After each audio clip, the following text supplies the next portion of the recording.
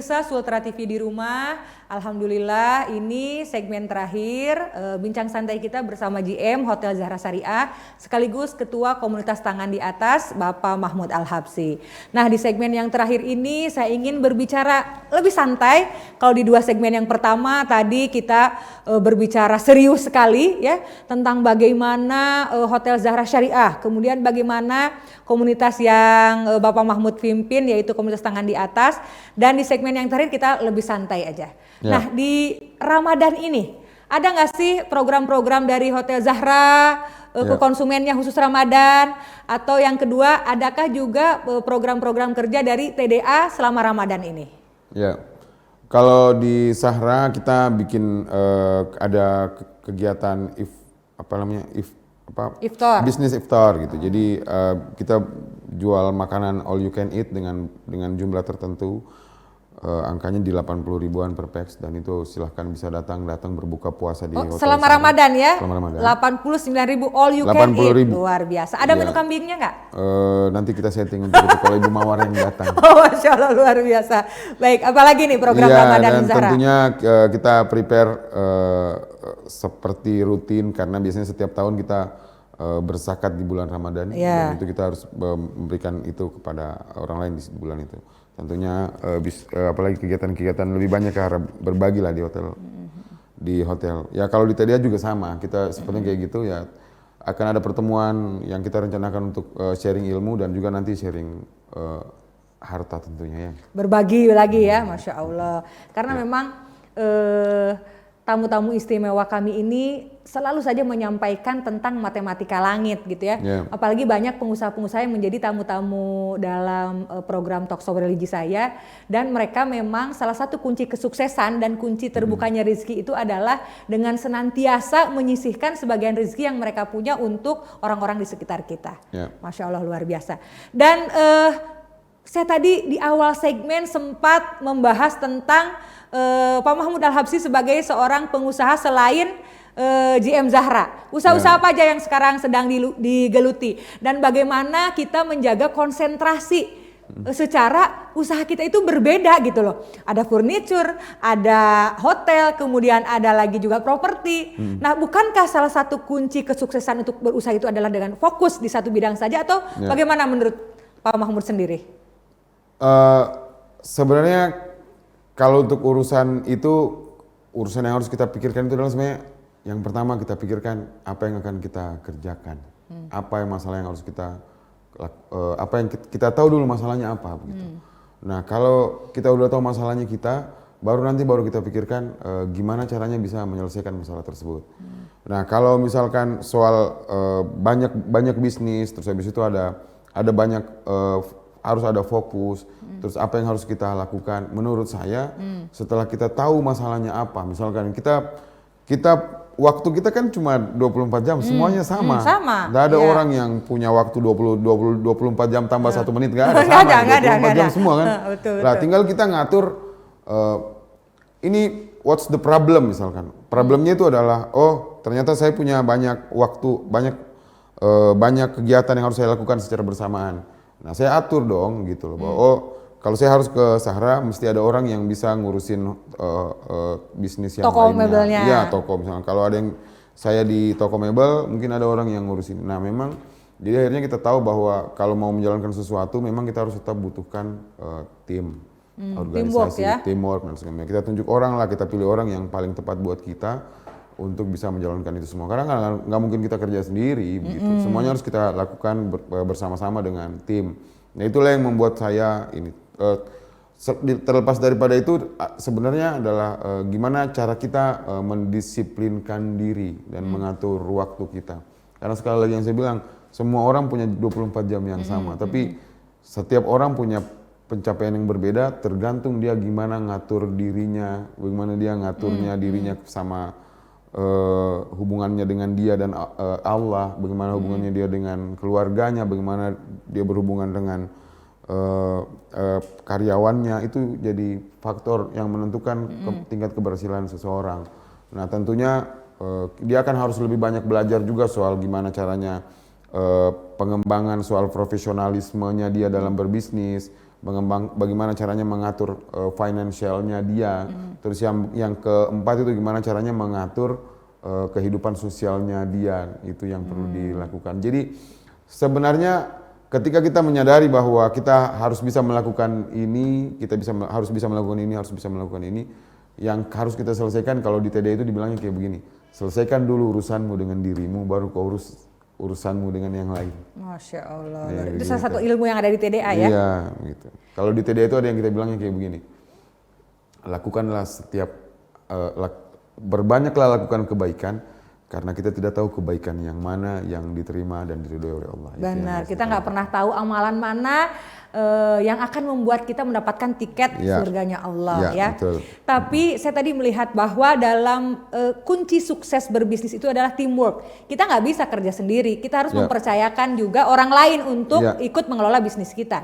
Tetapi kadangkala kita dihadapkan dengan fenomena orang yang main tikam gitu ya, orang yang dihianati gitu. Ini banyak kasus perusahaan menjadi kolaps karena ternyata anggota atau karyawannya tidak amanah diberikan tanggung jawab. Bagaimana kita dengan usahanya yang banyak ini memilih atau memberikan kepercayaan kepada orang gitu, sampai itu susah loh hati kita untuk percaya sama orang. Nah gitu. Bagaimana kita mengelola hal tersebut? Setiap orang butuh belajar ya, tentunya juga tetap juga ada waktu untuk belajar untuk itu. Dan kenapa bisnis bisa jalan dengan baik, yang penting menurut saya business owner itu, kalau yang punya usaha, business owner, pengusaha, itu harus mau di awal untuk mendelegasikan wewenangnya. Nah, dia harus mengatur bagaimana wewenangnya tersebut bisa diberikan kepada orang lain. Nah, itu dibuatkan SOP-nya, dibuatkan peraturannya, dibuatkan tata caranya dan segala macam. Nah, habis itu setelah tahu buat semua aturan-aturan tersebut, dicarilah orang yang tepat. Nah, memang untuk mencari orang tepat banyak hal yang harus kita lakukan. Ada 4, ada integritasnya, ada kemampuannya untuk mau belajar dari apa yang dia mau pelajarin, pengalamannya, sama apalagi kesiapannya dia untuk ada 4 lah pokoknya. Nah, ada faktor utama yang harus kita paling perhatikan. Poinnya itu ada 4 tadi. Yang paling utama itu ada di 2-nya, integritasnya sama kemauannya untuk mau belajar.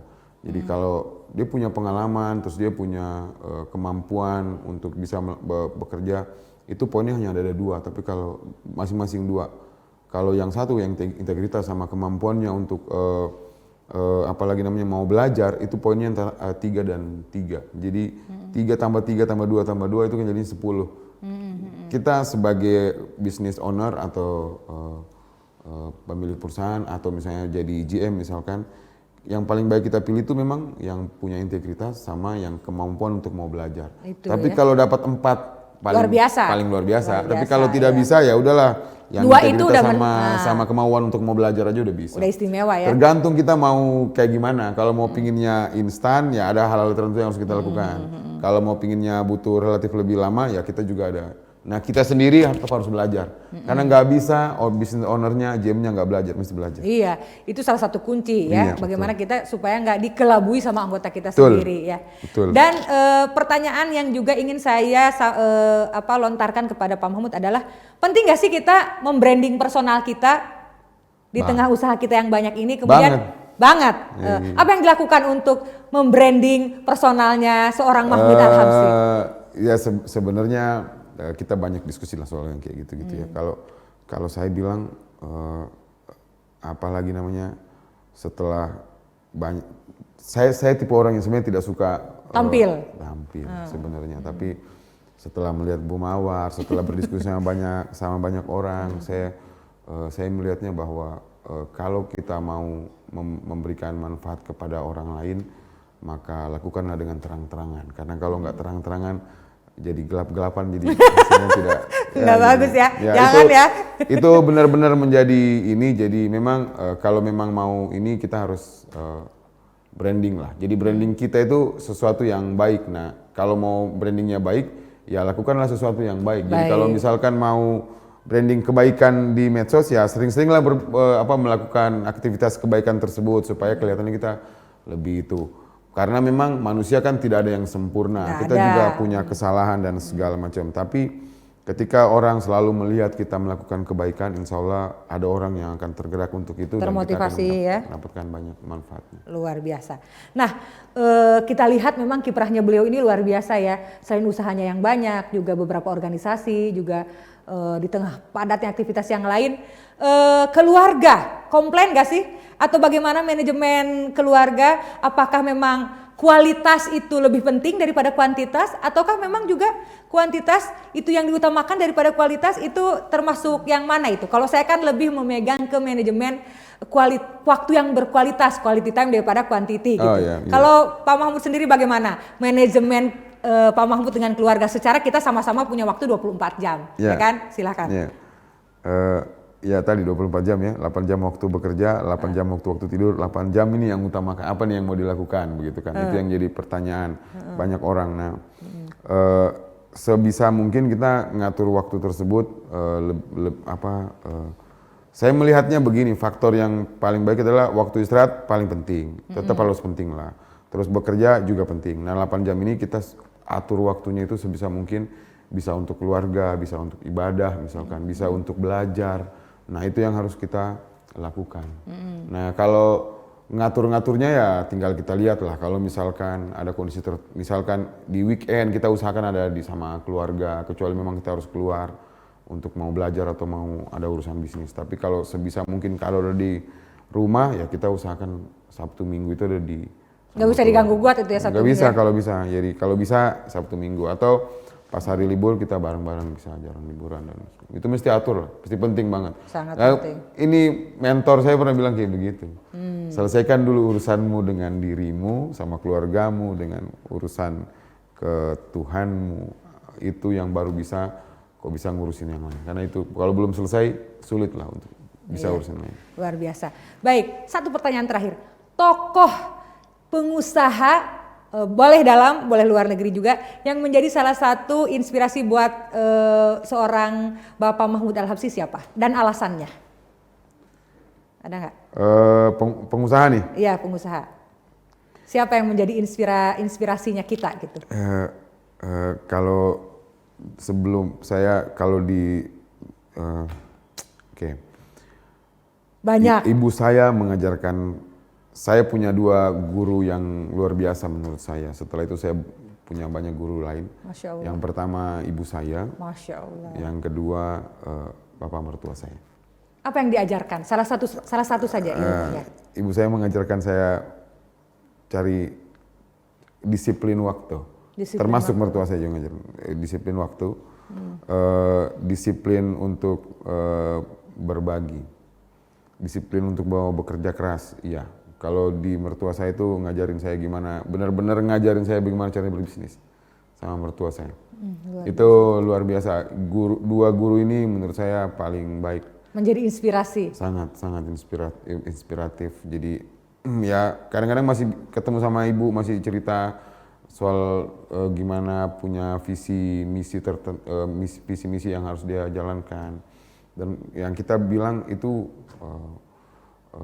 apalagi yang kita tidak tahu, kadang-kadang orang tua bicaranya sederhana tapi sebenarnya yang dia lakukan itu benar-benar luar biasa. Iya, betul. Nah, saya melihat mertua saya juga kayak begitu, yang gimana caranya dia bisa dengan gayanya dia bisa dalam jangka waktu tertentu bisa punya bisnis yang luar biasa. Yeah. Itu yang harus kita capai. Nah, pencapaian tersebut kita harus bisa sebisa mungkin kita lakukan begitu. Kita udah tahu tracknya, kita udah tahu jalannya, tinggal kita jalankan gimana. Kita tinggal disiplin dan. Masya Allah, luar biasa ya. Ternyata sosok inspiratifnya itu tidak datang dari luar, tetapi dari internal keluarga sendiri, dari ibunda sekaligus dari bapak mertua beliau.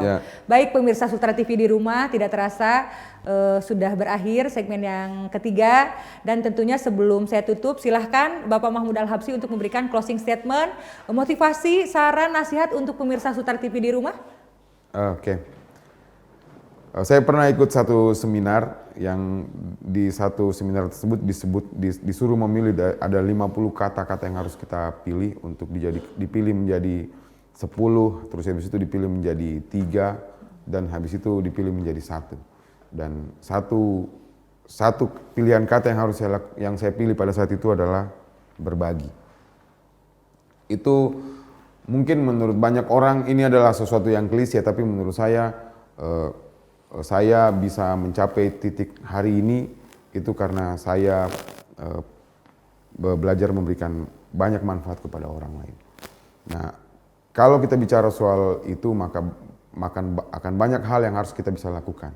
Contoh misalkan, kalau kamu mau pingin dapat uang 1 miliar, maka janganlah minta sama Allah minta uang 1 miliar. Tapi mintalah kepada Allah bahwa saya mau berzakat 25 juta. Kalau kita bisa dapat zakat 25 juta, maka insya Allah kita dapat uang 1 miliar. Kan kayak begitu.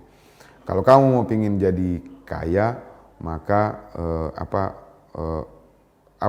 kalau kamu mau pingin jadi kaya, maka berniatlah, usahakanlah untuk menjadi ahli sedekah. Karena lebih banyak orang yang kalau ahli sedekah itu dia akan bisa menjadi kaya, tapi orang kaya belum tentu bisa menjadi ahli sedekah. Luar biasa, Masya Allah, tepuk tangan dulu. Jadi nasihat yang sangat luar biasa. Jika kamu ingin menjadi orang kaya, maka mintalah kepada Allah untuk menjadi seorang ahli sedekah. Karena seorang ahli sedekah pasti kaya, tapi yang kaya belum tentu menjadi seorang ahli sedekah. Luar biasa perbincangan santai hari ini, syarat ilmu, syarat pesan, syarat motivasi, syarat inspirasi dari seorang Mahmud Al-Habsyi. Dan berakhir pula perbincangan santai kita hari ini. Terima kasih kepada pemirsa Sultra TV di rumah yang senantiasa setia menunggu tayangan ini. Dan terima kasih sekali lagi Bapak Mahmud Al-Habsyi sudah hadir di studio kami. Pemirsa Sultra TV, kami akhiri tayangan hari ini dengan banyak-banyak terima kasih dan mohon maaf apabila dalam acara ini ada hal-hal yang kurang berkenan. Saya Mawar Ruselia pamit, akhirul kalam, wassalamualaikum warahmatullahi wabarakatuh. Waalaikumsalam warahmatullahi wabarakatuh.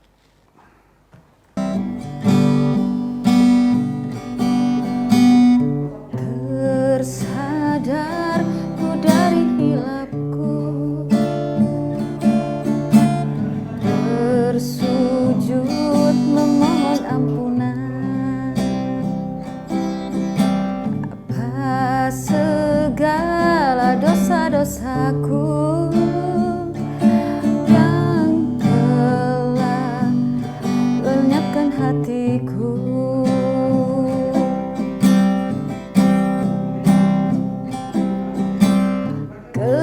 Kebesaran-Mu ya Allah, kasih sayang dan rahmat-Mu, dalam sadarku terlupa mengucap syukur, dalam sujudku berdoa, dalam tangisku menyesal. Astagfirullah, bukalah pintu taubatku.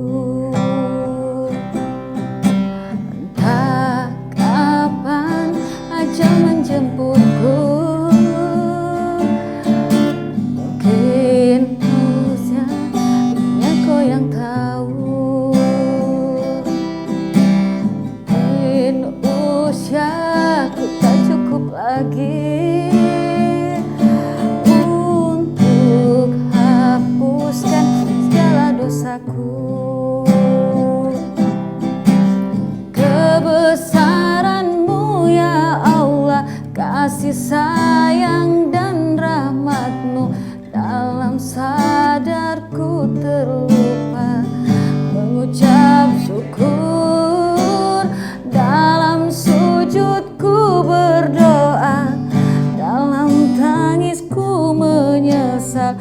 Astagfirullah, bukalah pintu taubatku. Aku hina dan tak pantas memohon ampunan, tapi hanya Engkau tempatku meminta.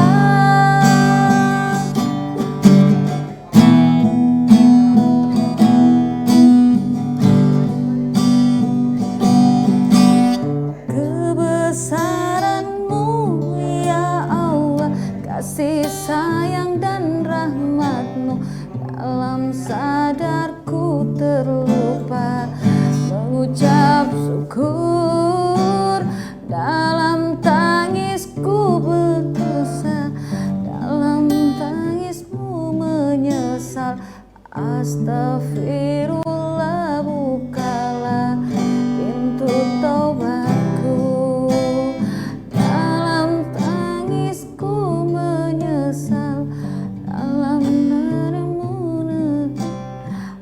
Astaghfirullah, bukalah pintu taubat.